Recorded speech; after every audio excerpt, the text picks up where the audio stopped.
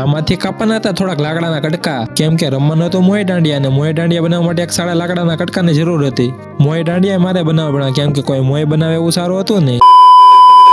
બધાને જય માતાજી. સવારના વાગી જશે 5:30 ને નીકળી જાઉં છું રનિંગ કરવા માટે. રનિંગ કરીને ઉપડી ગયો પાછો ઘર તરફ. ઘરે પહોંચી ગયો, નાઈને ધોઈને થઈ ગયો તૈયાર અને બેસી ગયો વાંચવા. ગાડી લઈને ઉપડી જા, કેમ કે નવી પાણીની મોટર લેવા જવાની હતી. પાણીની મોટર લઈ લેવા અને કરી દીધું અનબોક્સિંગ. આ પાણીની મોટરને આ ટાંકામાં ફિટ કરવાની છે.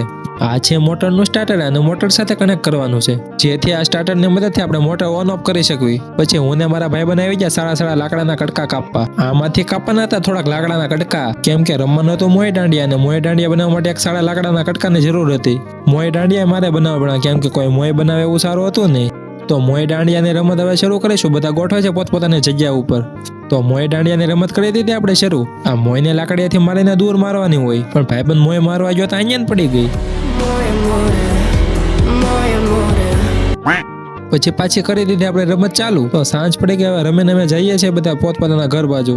રાત્રે આવી ગયો હનુમાનજીના મંદિરે, અને અહીંયા એક છોટો ને મારા બે ભાઈબંધ બેઠા હતા. તો મળ્યા પાછા એક નવો વ્લોગ સાથે.